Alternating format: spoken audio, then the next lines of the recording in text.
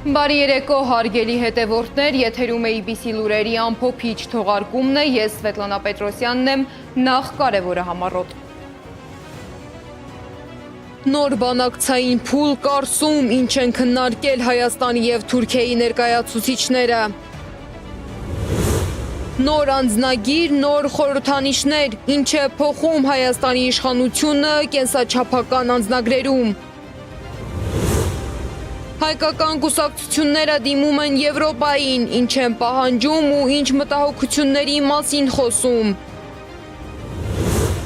Հայհոյող պաշտոնյան անմեղ է, քաղաքացին մեղավոր, որտեղ է անցնում խոսքի սահմանը իրավական համակարգում։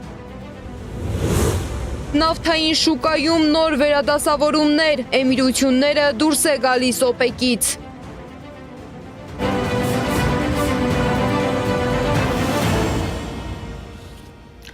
Կարծում տեղի է ունեցել Գյումրի կարծ երկաթգծի վերականգնման և գործարկման Հայաստան-Թուրքիա համատեղ աշխատանքային խմբի հանդիպումը։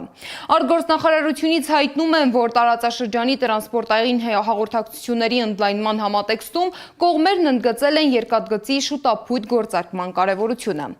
Հայաստանում ԱՄՆ դեսպանությունը արձագանքել է Կարսում կայացած Հայաստան-Թուրքիա աշխատանքային խմբի հանդիպմանը։ Դեսպանությունը ողջունել է Հայաստանի և Թուրքիայի կողմից ձեռնարկվող կոնկրետ քայլերը։ Այսօր Կարսում տեղի ունեցավ հայ և թուրք պաշտոնյաների հանդիպումը ձևավորելու Կարս-Գյումրի երկաթգծի վերակառուցման հարցերով համատեղ աշխատանքային խումբ։ Հայաստանի և Թուրքիայի միջև այս առանցքային օղակի վերականգնումը տարածաշրջանային կապուղիների բացման և տարածաշրջանային կայունության ապահովման կարևոր քայլ է։ Այսօրինակ շրջադարձային զարգացումների համար հիմքեր էին նախապատրաստվել օգոստոսի 8-ին նախագահ Թրամփի հյուրընկալած Վաշինգտոնի գագաթնաժողովում։ Հայաստանում Միացյալ Նահանգների դեսպանությունը ողջունում է Հայաստանի և Թուրքիայի միջև տասնամյակներ շարունակ փակված տնտեսական ու հասարակական կապերի վերաբացման ուղղությամբ այս կոնկրետ քայլերի ձեռնարկումը։ Սակայն մինչ դիվանագիտական հարթակում արձանագրվում են նման այսպես կոչված դրական տեղաշարժեր, իրականության մեջ նկատվում են հակասական և լարվածության տարեր պարունակող զարգացումներ։ Օրերս տեղեկատվական դաշտում լայն արձագանք է ստացել թուրք քաղաքական գործչի հրապարակումը։ Թուրքիայի հայրենի կուսակցության փոխնախագահ Օգյուր Գյոզելը սոցիալական ցանցերում տարածել է լուսանկար, որը ըստ նրա արվել է Երևանի Հանրապետության հրապարակում։ Առանձնահատուկ ուշադրություն է գրավել այն հանգամանքը, որ լուսանկարում նա ցուցադրում է գորշ գայլերի հայտնի ժեստը։ Հատկանշական էր նաև հրապարակման ժամանակը, այն հայտնվել է Հայոց ցեղասպանության զոհերի հիշատակի օրվան ընդառաջ և հենց այդ համատեքստում էլ առաջացրել է լայն արձագանք։ Դեպքը արդեն իրավական ընթացք է ստացել։ Հայ փաստաբանները հաղորդում են ներկայացրել թուրք գործչի դեմ։ Ինչ ուղերձ կարող է պարունակել այս հրապարակումը և ինչ արձագանք է այն ստացել համացանցում, ներկայացնում է Անահիտ Սարգսյանը։ Ցեղասպանության զոհերի հիշատակի օրվան ընդառաջ Թուրքիան ոչ միայն պաշտոնապես անդրադարձավ օրվա խորհրդին, այլ նաև ոչ պաշտոնապես։ Թուրքական հայրենիք կուսակցության փոխնախագահ Օգյուր Գյուզելի ահա այս նկարով և գիծ գրառմամբ։ Միթե սա հրապարակը չէ։ Հայրենիք կուսակցությունը իրականում թուրքական ազգայնական կուսակցություն է, իր նախագահը Հրաչակ Դողու Փերինչեքն է, չգիտեմ ինչքանով եք լսել իր մասին։ Դողու Փերինչեքը հայտնի դարձավ նրան, որ Շվեյցարիայում դատապարտվեց հայոց ցեղասպանությունը շղթելու համար, քանի որ Շվեյցարիայում կա օրենք հայոց ցեղասպանության շղթումը քրեական պատիժ է սահմանում։ Հրապարակումն արվել է X սոցիալական ցանցում, սակայն հայտնի չէ, լուսանկարն արվել է հենց ապրիլի 23-ին, թե ավելի վաղ և երբ է արդյոք Օգյուր Գյուզելը եղել Հայաստանում, բայց փաստը մեկն է, հասել է հրապարակ և նկարվել գորշ գայլերի նշանով։ Ինչ է սա նշանակում։ Մշտապես զբաղված են ցեղասպանության ճանաչման դեմ պայքարով, հակահայկական քարոզչությունով և Երևան գալ գորշ գայլերի նշան անելն էլ հերթական քայլերից մեկն էր։ Թուրքագետ Հակոբ Չաքրյանը մեկ այլ ոչ պակաս կարևոր նպատակ է նշում՝ ցույց տալ Թուրքիայի հանրությանը, թե ինչ սխրագործություններ են իրենց հայրենակիցներն անում Հայաստանում, իսկ խնդիրը ներկայ իշխանությանը պետք է հուզի մեծապես։ Պետք է թույլ տամ, որ բան արվի, եթե հրապարակումը ակնհայտ է, որ բանումա Թուրքիա երիտասարդների դեպագրությունը բաժանող ցույց տա։ Ուղղակի լճտիության ակնհայտ դրսևորում է, բայց Թուրքիան ինքը Հայաստան է հանդես վերինաշճանի ներմասած շնամական քաղաքականություն է վարում։ Թուրքագետ Անդրանիկ Իսպիրյանը շեշտում է, գործգայլերի նշանը Թուրքիայում օգտագործում են միայն ազգայնամոլական ռադիկալ շարժման թևի ներկայացուցիչները։ Տվյալ դեպքում հայրենիք կուսակցությունը կապ չունի նրանց հետ։ Միակ ընդհանուր գիծը ծայրահեղ շովինիստական գաղափարախոսությունն է։ Թուրքագետներն այս քայլը սադրանք են որակում։ Բացի այդ, թուրքերից շատերի համար Հայաստան գալը եւ նման ժեստերով նկարներ հրապարակելը հերոս ձևանալու հարմար առիթ է։ Հովասանքի մեծ ալիք է բարձրանում մեկնաբանությունների դաշտում։ Սադրանք, ուղղակի այտենց փորձելով այդ հատուկ նաև օրն է փաստացի պատահական չի ինձ ապրիլի 23-ին հրապարակել։ Այս քայլերը ցույց են տալիս, որ Թուրքիան չի պատրաստվում Հայաստանի հետ առողջ հարաբերություններ հաստատել։ Նույն թշնամական քաղաքականությունը շարունակվում է։ Նույնիսկ Արցախյան պատերազմից հետո, երբ թվում էր, թե Թուրքիան բազմաթիվ հարցեր պետք է հարթված համարի, ելի շարունակում է նույն ատելության քարոզը։ Դա նշանակում է Արցախի եւ այլ բացառաբանությունը Հայաստան դեպի շնամանքը արտարացնելու համար։ Ինչ կարող է լինել, ըստ երևույթին չի հրաժարվում Նախիջևանների տարածքով դեպի Ադրբեջան համակային ուղիղ կապ հաստատելու նկատումների։ Թուրքագետները եւս մեկ կարևոր փաստ են նշում. գործգայլերը միայնակ չեն գործում, իսկ նույնանուն կուսակցությունը ընտրությունների մասնակցելիս առանձնապես աչքի չի ընկնում հավաքած ձայներով, բայց ազդեցիկ է եւ աջակցություն է ցուցաբերում ընտրությունների մասնակցող ազգայնական կուսակցություններից որևէ մեկին։ Ինչ վերաբերում է Գյորգուզելին, ապա հատկանշական է, որ նա նաեւ թուրքական հարցթերթի եւ Ֆիքիրթեփե ամսագրի սեփականատերն է եւ սոցցանցերում կարծիք ձևավորող անձ։ Չմոռանանք, որ մի քանի ամիս առաջ էլ ադրբեջանցիներն էին շրջում Հայաստանի Հանրապետությունում, տարածելով տեսանյութեր Ամասիայից, Գյումրիից եւ հրապարակից։ Անահիտ Սարգսյան, Գեղամ Ղազարյան, ABC Media։ Այսօր Նիկոլ Փաշինյանը ներկայացրել է նոր կենսաչափական անձնագիրը, որը քաղաքացիներին հասանելի կլինի արդեն այս տարվա աշնանից։ Նոր անձնագրերում էական փոփոխություններ կան։ Նախ այն կարմիր է լինելու, բացի դրանից յուրաքանչյուր էջում պատկերված է լինելու որևէ հայկական խորհրդանիշ։ Օրինակ, էջերից մեկում խոր վիրապն է լինելու, սակայն ոչ այն ռակուրսից, որին սովորել ենք։ Պատկերը ընտրված է հակառակ կողմից, որտեղ ֆոնին չի երևում Արարատ լեռը։ Ի դեպ, կենսաչափական անձնագրի ներդրումը Եվրամիության հետ վիզաների ազատականացման գլխավոր պայմաններից է։ Բավական երկար գործընթաց ենք սկսել ենթակառուցվածքից մինչև դիզայնի աշխատանքներ եւ ենթակառուցվածքն այս պայծրությամբ ընթացքի մեջ է գտնվում, այսինքն ձևավորում ենք տվյալների կենտրոն, որը հենց պիտի ապահովի ICAO-ի բարձր համապատասխանությունը այս տեսանկյունից, այս պայն նաեւ ICAO-ի հետ հուշագիր ենք կնքում որպես այդպեսին, որպեսզի կարողանանք մեր տվյալները ընթերնելի եւ հասանելի դարձնել նաեւ գործընկեր պետությունների համար, ընդհանուր օգտագործման ենթակա։ Պետք է փաստեմ, որ առաջին եւ ամենակարևոր չափանիշը հենց այն է, որ անձը հաստատող փաստաթուղթը համապատասխան է լինելու միջազգային այս բարձր ստանդարտին եւ մեր բոլոր լուծումները հենց այս տրամաբանության մեջ են նախատեսված։ Եվ սա կարևոր է նաեւ Եվրոպական միության հետ վիզաների ազատականացման գործընթացը ավարտին հասցնելու, որպեսզի մեր քաղաքացիները գործնականում առանց վիզայի կարողանան դեպի Եվրամիության երկրներ ճամփորդել։ Միանշանակ, պարոն վարչապետ, եւ սա գործողությունների ծրագրի ուղիղ պահանջն է կարելի այսպես ձևակերպել, որովհետեւ երբ որ խոսում ենք անձի ինքնության մասին, շատ կարեւոր է, որ պետությունը տա ճշգրիտ ստանդարտ այս առումով եւ Եվրոպական միության երկրներն էլ վստահ լինեն, որ Հայաստանի թողարկած միջազգային չափանիշներին համապատասխան փաստաթղթերը դրանք հուսալի են, արժանահավատ են եւ իրենք որևէ խնդիր չունեն մեր քաղաքացիների հետ հարաբերակցվել։ Եվրոպական չափանիշների որդեգրմանը զուգահեռ Հայաստանը պատրաստվում է ընդունել միջազգային բարձր մակարդակի հյուրերի։ Հաջորդ շաբաթ Երևանում կանցկացվի Եվրոպական քաղաքական համայնքի գագաթնաժողովը, որին կմասնակցեն եվրոպացի առաջնորդներ։ Նրանց կմիանա նաև Կանադայի վարչապետը, որպես առաջին ոչ եվրոպացի հյուր այս ձևաչափով։ Գագաթնաժողովին հրավիրված են նաև Ադրբեջանն ու Թուրքիան, սակայն նրանց մասնակցությունը դեռ չի հաստատվել։ Եվ մինչ Երևանը պատրաստվում է ընդունել միջազգային առաջնորդների, եվրոպական քաղաքական ընտանիքներում ներգրավված մի շարք հայկական կուսակցություններ դիմել են ԵՄ ղեկավարությանը եւ առաջիկա գագաթնաժողովի մասնակիցներին ներկայացնելով իրենց մտահոգությունները։ Նամակում բարձրաձայնվում է միանգամից մի քանի հարց։ Հայաստանում իրենց գնահատմամբ առկա հակաժողովրդավարական զարգացումները, Ադրբեջանում պահվող հայ գերիների խնդիրները, նաև արցախահայության իրավունքների եւ ապագայի շուրջ առկա անորոշությունները։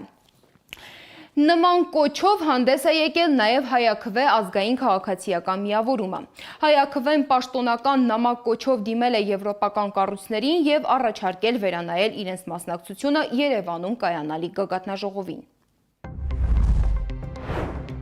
Հայաստանն այս պահին գտնվում է խոր ներքին բևեռացման եւ լուրջ արտաքին անվտանգային մարտահրավերների առջեւ։ Հետևաբար կարևոր է, որ միջազգային դերակատարները խուսափեն ցանկացած քայլից, որը կարող է մեկնաբանվել որպես ուղիղ ներգործություն ներքին քաղաքական հավասարակշռության պահպանման վրա։ Ժողովրդավարական գործընթացները պետք է զերծ մնան արտաքին քաղաքական ազդեցություններից, որոնք կարող են ընկալվել որպես կողմնակալություն կամ անուղղակի աջակցություն Նիկոլ Փաշինյանին։ Գործով իշխանության ուժեղացման ուղղված ցանկացած քայլ, առանց հավասարակշռված եւ ազգային կոնսենսուսի, վտանգում է երկրի հետագա կայունությունը եւ կարող է խորացնել ռազմավարական խոցելիությունը, հատկապես թուրք-ադրբեջանական տանդեմի կողմից աճող ճնշումների համատեքստում։ Մինչ եվրոպական քաղաքական ընտանիքներում ներգրավված հայկական քաղաքական ուժերը շարունակում են բարձրացնել գերիների եւ արցախայության իրավունքների հարցը, Մարդու իրավունքների եվրոպական դատարանում հայ գերիների ներկայացուցիչ Սիրանուշ Սահակյանը հայտնել է, որ Ադրբեջանում 20 տարվա ազատազրկման դատապարտված Ռուբեն Վարդանյանի եւ մյուս հայ գերիներին տեղափոխել են նոր քրեակատարողական հիմնարկ՝ Բաքվի Ղարադաղի շրջանի Ումբակի բանտ։ Իրավիճակն անհանգստացնող է ու մտահոգիչ։ Ռուբեն Վարդանյանի ընտանիքից տեղեկություն ունեմ, որ այս հաստատություն են տեղափոխվել նաև այլ հայ գերիներ։ Ոչինչ հայտնի չէ նոր հաստատությունում նրա եւ մյուս գերիների պահման պայմանների մասին։ Այս հարցում եւս թափանցիկություն չկա, միջազգային իրավունքի նորմերով սահմանված երաշխիքները խախտվում են։ Մասնավորապես, նախապես ընտանիքի անդամներին չեն հայտնել, թե որտեղ, երբ են տեղափոխվում ու ռեժիմի զանգերի մասով ինչ տեղեկություններ են լինելու։ Միաժամանակ մտահոգություններ են հնչում նաև Արցախի մշակութային ժառանգության վերաբերյալ։ Փորձագետների խոսքով ոչ միայն գերիներն են վտանգի տակ, այլև օկուպացված Արցախում գտնվող մշակութային արժեքները, որոնք շարունակում են ենթարկվել ոչնչացման։ Իսկ պաշտոնական Երևանը ոչ միայն չի դատապարտում, այլև արդարացնող հայտարարություններ է անում։ Օրինակ Արսեն Թորոսյանի խոսքով Ադրբեջանը գործում է իր ինքնիշխան տարածքում եւ այս փուլում առաջնայինը խաղաղության պահպանումն է։ Խաղաղությունը հաստատված հասկանում եք, մենք դա տեսնում ենք իրական կյանքում, մեր սահմանների վրա չկան կրակոցներ։ Այսինքն եթե մենք ասենք Ադրբեջանը չի ես մեր եկեղեցին քանդում, նա սկսելու է կրակել։ Մենք որևէ կոնֆլիկտային տրամաբանության մեջ չպետք է մտնենք մեր հարևանների հետ եւ այդ հաստատված խաղաղությանը կասկածի տակ չդնենք։ Ես հասկանում եմ, որ մեզ անդադար, այդ թվում տարբեր ուժեր, փորձում են ներքաշել, ու մենակ դա չի, գիտեք, հիմա Հայաստանում էլ բազմաթիվ այլ հայտարարություններ են հնչում, որոնք որ մեզ փորձում են մտցնել այդ բանավեճի մեջ, որը կոնֆլիկտային է ամբողջովին, որպեսզի նորից հարաբերությունները սրվեն, հասկանում եք։ Ասեք, ոչ մի կոնֆլիկտի մեջ պետք չի մտնել, պարզապես պետք է ասել ինչու է քանդում մեր մշակութային ժառանգությունը։ Ուր է այդտեղ կոնֆլիկտ։ Ասեցինք, ինչու է քանդում մեր ժառանգությունը։ Հետո պատասխան են։ Պատասխանում են, ասում են լավ ենք անում։ Դե, կներեք։ Ինչ։ Դա չեղավ խաղաղություն։ Չէ, դա եղավ խաղաղություն։ Իսկ ներքաղաքական քննարկումների առանցքում շարունակում է մնալ նաև խոսքի ազատության եւ իրավական պատասխանատվության սահմանների հարցը։ Վերջին դեպքերը ցույց են տալիս, որ սոցիալական ցանցերում արված նույնատիպ արտահայտությունները տարբեր մարդկանց դեպքում կարող են ունենալ տարբեր իրավական հետևանքներ։ Ինչ է տեղի ունենում, երբ նույն խոսքը տարբեր մարդկանց դեպքում ստանում է տարբեր իրավական հետևանքներ, Սեդամակայանի ռեպորտաժում։ Հայաստանում խոսքի ազատությունը օրենքով երաշխավորված է, բայց իրականում հաճախ ոչ թե խոսքի բովանդակությունն է էական, այլ այդ խոսքի հեղինակի կարգավիճակը։ Քաղաքացին սոցցանցում գրառում է անում եւ հայտնվում է քննչական կոմիտեի ուշադրության կենտրոնում։ Պաշտոնյան նույն կամ ավելի կոշտ բառապաշարով խոսում է քաղաքացիների հետ, բայց պատասխանատվության չի ենթարկվում։ Ով ինձ գրել է ու իմ ընկերներին, հավանողներինն էլ հետը, տղա չես, համարդ գրի։ Համարդ գրի հլը, այ ռսի։ 2026 թվականին արձանագրված մի շարք դեպքեր փաստում են նույն օրինաչափությունը։ Նույնիսկ սոցիալական ցանցում կամ անձնական հաղորդագրությամբ արտահայտված կարծիքը կարող է վերածվել քրեական գործի հիմքի։ Օրինակ, մի կին կալանավորվել է վարչապետի վերաբերյալ մեկնաբանության համար, մեղադրվելով խուլիգանության եւ բռնության կոչերի համար։ Մյուս դեպքում քաղաքացուն ուշ գիշերին ձերբակալել են իր 5 երեխաների աչքի առաջ։ Կա նաև դեպք, երբ Facebook-ում քննադատական գրառումն է դարձել քրեական վարույթի պատճառ։ Դուրը ծեծեցին մտան, թե բա Տիկին Գայանեն դուք եք, ասում հա, մտան մի փոքր բարևեցին ու թե պետք է գնանք բաժին։ Այս Facebook քոնն ասում հա, այս դու ես գրել հա, սրա համար են քեզ բռնել։ Ինչ գրառում էր Տիկին Գայանեն։ Փաշինյանի վերաբերյալ գրառում էր։ Մեկ այլ նոր միջադեպ է վերջերս գրանցվել։ Քննչական կոմիտեի նախագահ Արտուր Պողոսյանի եւ մյուս քննիչների վերաբերյալ Facebook-յան գրառմամբ ենթադրյալ արատավորող տեղեկություններ հրապարակելու հոդվածով մեղադրյալի աթոռին է հայտնվել Գյումրին առանց տնակների հիմնադրամի նախկին տնօրեն Մհեր Խաչատրյանը։ Իրավապաշտպանները նշում են Հայաստանում վիրավորանքը եւ զրպարտությունը քրեական հանցագործություն չեն, բայց գործնականում հաճախ կիրառվում են այլ հոդվածներ՝ խուլիգանություն, ատելության խոսք, սպառնալիք։ Արդարադատությունն էլ դարձել է ընտրովի։ Կգան ասում մենք պարտավոր չենք։ Ոստիկանությունը պարտավոր է, երբ որ ընդդիմադիր գործիչների հետ կապված է, չէ՞, հարց է առաջանում։ Մենք բազմաթիվ այսպիսի դեպքեր ունենք, երբ որ ոստիկանության աշխատողների հաղորդման հիման վրա, օպերատիվ աշխատանքի հիման վրա, Facebook-յան, չգիտեմ, սոցցանցերի ուսումնասիրության հիման վրա քրեական գործեր են հարուցվում։ Իսկ այստեղ կգան բարձր չէ, որ մենք գործ ունենք տարբերակված խտրական արդարադատության հետ։ Միևնույն ժամանակ հանրային դաշտում պարբերաբար հնչում են պաշտոնյաների վիրավորական ու նվաստացնող արտահայտությունները քաղաքացիների հասցեին։ Սակայն նման դեպքերում չեն նախաձեռնվում իրավական գործընթացներ։ ՔԿԻ-ից ասում են, մի դեպքում հանցագործության մասին հաղորդում ներկայացվում է, մյուս դեպքում չի ներկայացվում։ Ամենացայտուն օրինակը Գյումրիի ավականու անդամ Սարիկ Մինասյանի հայհոյախառն գրառումն ու ձայնային հաղորդագրություններն են ուղղված գյումրեցիներին։ Գյումրեցիներն այսպես են արձագանքել Սարիկ Մինասյանի հայհոյանքներին։ Դարձել են, չգիտեմ, ասեմ թե չասեմ, կիսափողոցային, այդպես, ինչ հայհոյանքներով, ժարգոնով, հաջելի չէ, մեր ազգին հարիր չէ։ Անկիդագից մարդ են չի գահայոյ է, կետ ուզեմ մի երա, մի հայոյ է։ Ինչի գայոյ է։ Պաշտոնյան հայոյ է դիգել ինչ պաշտոնյա, ինքանուր հայոյ։ Ենակ կպաղագան Նիկոլագաններ պես պանեշ կենեն, ոչ մի հատեկված գրագետ մարդ պես պանեշ չի ենե։ Այս պայմաններում ժողովուրդը սա հավասար են տարե, պաշտոնյա թե անպաշտոնյա։ Մեկը մեկին հայոյելու մանկու կան, ազատ աշխարհով, ինչ կնասես ես։ Ինչ մի բան։ Ճիշտ չեն ենե, դիկան դաստիարակության նշան։ Ինչի համար հայոյ է։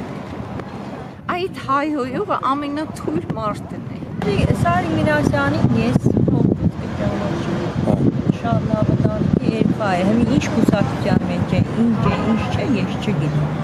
Բայց որ իրանք ճանաչեմ որպես լավ ընտանիքի տղա, որպես լավ մարդ, որպես լավ ծնողների զավակ, ես գիտեմ։ Անարմար է, մենք հայ ենք, ղեկավարների չի կարելի։ Վերջը ղեկավար է։ Հայոյեք ինչ անպատկար խոսքերը տեստվեք, չէ որ ժողովուրդը նայեկը չի կարելի։ Բայց հարցը մնում է բաց. ով պիտի պաշտպանի այն քաղաքացուն, որին հայհոյել է պաշտոնյան։ Եթե քաղաքացին չի տիրապետում օրենքին, որ կառույցն է պարտավոր ապահովել նրա իրավունքների պաշտպանությունը։ Հայաստանի մարդու իրավունքների պաշտպանի գրասենյակից խոստացան հնարավորինս արագ պատասխանել մեր հարցերին։ Իսկ որ խոսքն է համարվում ատելության խոսք, երբ քաղաքացին վիրավորում է պաշտոնյային, սա խոսքի ազատություն է, թե խուլիգանություն, իսկ երբ հակառակն է լինում, ինչ է լինում, երբ վիրավորանքից անցնում են հայհոյանքներին։ Հակառակ դեպքում, եթե դա հայհոյախոսություն է, այլ ոչ վիրավորանք, հայհոյախոսությունը այո կարող է քրեական պատասխանատվության առարկա դառնալ, Եվ այստեղ օրենքի առջև պետք է բոլորը հավասար լինեն, անկախ նրանից դա պաշտոնյա է, թե ընդդիմադիր գործիչ է, օրենքի առջև պետք է այդ հավասարությունը, այսինքն օրենքի գերակայությունը պահպանվի եւ այն դեպքերում, երբ այդ գերակայությունը չի պահպանվում, դա անշուշտ նույնպես օրենքի խախտում է։ Իրավապաշտպանների գնահատմամբ, երբ նույն խոսքը մեկի համար դառնում է քրեական գործ, իսկ մյուսի համար ընդհանրապես կարծիք, ձևավորվում է ընտրովի արդարադատության վտանգավոր միջավայր։ Այդ պայմաններում հասարակությունը սկսում է արդարություն որոնել սեփական միջոցներով, իսկ դա արդեն հանգեցնում է լարվածության եւ հանցագործությունների աճի։ Սեդամ Ակարյան, Գեգամ Ղազարյան, ABC Media։ Քաղաքական դաշտում քննարկումների առանցքում շարունակում է մնալ նաև առաջիկա խորհրդարանական ընտրության ընդառաջ իրականացվող սոցիալական ծրագրերը։ Ինչու է իշխանությունը հենց հիմա բարձրացնում թոշակները, կրճատում բանակում ծառայության ժամկետը եւ ակտիվացնում դպրոցների եւ մանկապարտեզների բացման գործընթացը։ Սա սոցիալական քաղաքականություն է, թե լավ հաշվարկված եւ օրինականացված ընտրակաշարք։ Ռեպորտաժում։ Թոշակը բարձրացնելը նախ անհնար, ընտրությունից 2 ամիս առաջ հնարավոր է դարձնում գործող իշխանությունը։ Մեր բարձրացրած թոշակով, ապրիլի 1-ից բարձրացրած թոշակառուն, կարա 5 հատ տուդա ապրատնը տոմսարնի։ Պարտադիր ծառայության ժամկետը կրճատում են նախատեսվածից շուտ ընտրությունից մի քանի ամիս առաջ։ Որոշել ենք, որ օրենքը ավելի շուտ ուժի մեջ մտնի։ Մանկապարտեզները, դպրոցները, Էսից լավ քաշաստնական արաղի գալիս է։ ասֆալտապատված ճանապարհները հիշատակվում ու ամենօրյա ռեժիմով գովազդում են թե համացանցում, թե հանրային հեռուստաընկերությամբ, նշում են զրուցակիցներս։ Վայ դուք աննորմալ չեք, ասում մենք բանենք խոստումներ են կատարում, բայց խոստումները ինչի, առաջին հերթին հիմնականում պտտում են ֆինանսական բաղադրիչի շուրջ, երկրորդ եթե խոստում եք կատարում, բա Արցախը Հայաստաների եւ վերջ, բա երթում եք ուտում, որ օրինակ միջանցք չեք տա, իսկ փաստացի տվեցիք, այսինքն այստեղ մենք տեսնում ենք, երբ որ այն մեխանիզմները, որոնք իշխանության ձեռքում են, ամեն ձև օգտագործում են իրենց վերարտադրության համար։ Գործող իշխանությունը 2021-ի խոստումների 30%-ն անգամ չի կատարել։ Հադրութի, Շուշիի դեօկուպացիայից մինչև 300 դպրոցներ կառուցել, հիշեցնում է Մեսրոպ Առաքելյանը։ Նրա խոսքով կառավարության պարտավորությունը քաղաքացիներին ներկայացվում է որպես օգնություն, այն էլ ընտրությանը քվե ստանալու դիմաց։ Սա խոսում է այն մասին, որ իշխանությունները սրանով ցույց է տալիս, որ 5 տարվա կառավարումը ամբողջովին տապալել են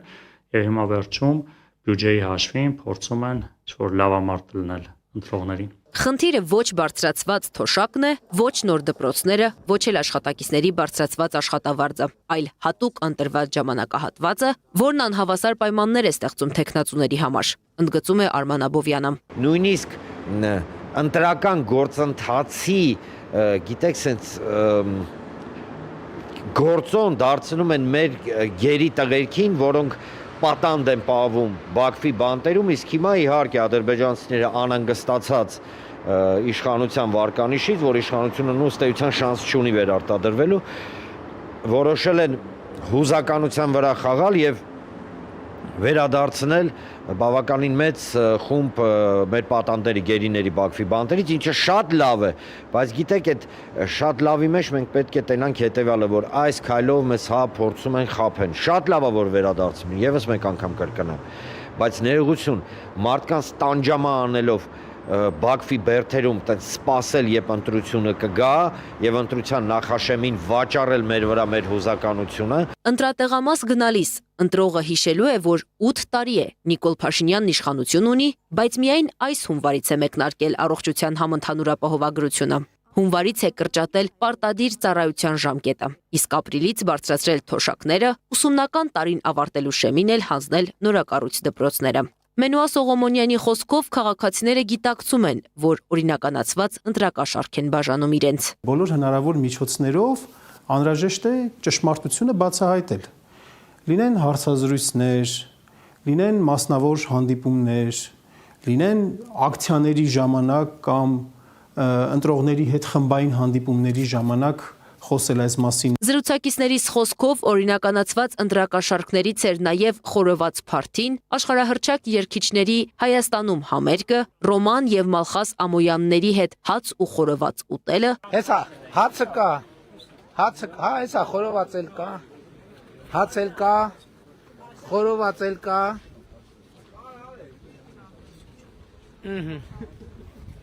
Արթուր Աբրահամի հետ մարզադպրոցի հիմնարկեքի արարողություն անելը։ Մինչ փորձագետները վստահ են, որ իշխանական ծուղակը երրորդ անգամ չեն ընկնի ընտրողները, իշխանականները համոզում են իրենց գործն են անում։ Անի Աբաղյան, Էդիկ Մալաքյան, Աշոտ Բարբարյան, ABC Media։ Իսկ Գագիկ Ծառուկյանի գլխավորած Բարգավաճ Հայաստան կուսակցությունն այսօր հայտարարել է, որ արդեն ամբողջացրել է իր ընտրական ծրագիրը։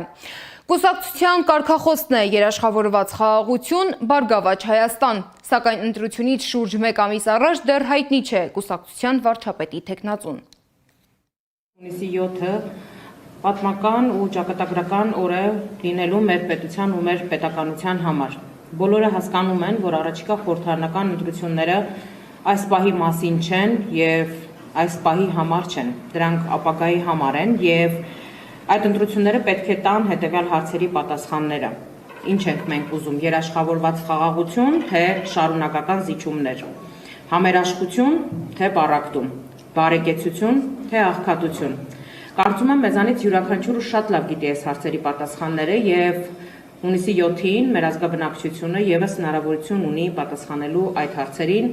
իր ընտրությամբ, իր կայացրած որոշմամբ, թե ինչպիսի Հայաստանում էինք ուզում ապրել, ինչպիսի իրականության հետ այլևս չի ուզում համակերպվել եւ ինչ ապագա է ուզում կերտել իր եւ իր զավակների համար։ Մենք առավել քան վստահ ենք, որ այն կարգախոսը, որով մենք մասնակցում ենք ընտրություններին եւ այն քաղաքական թիմը, որով մենք մասնակցում ենք ընտրություններին եւ այն ծրագիրը, որով մենք մասնակցում ենք ընտրություններին, իզորու է ստանձնել պատասխանատվություն, ունի հստակ ճանապարհային քարտեզ արկա բոլոր խնդիրների լուծման վերաբերյալ, ունի ղեկավար, որը տիրապետում է ստեղծված իրավիճակներին եւ հատկապես տնտեսության զարգացման տեսլականին տիրապետում է 100%-ով, այնպես որ մենք ընտրություններին գնում ենք հստակ հաստատակամությամբ, ավելի լավ, ավելի բարեկեցիկ ու երաշխավորված անվտանգությամբ Հայաստան կերտելու ցանկությամբ։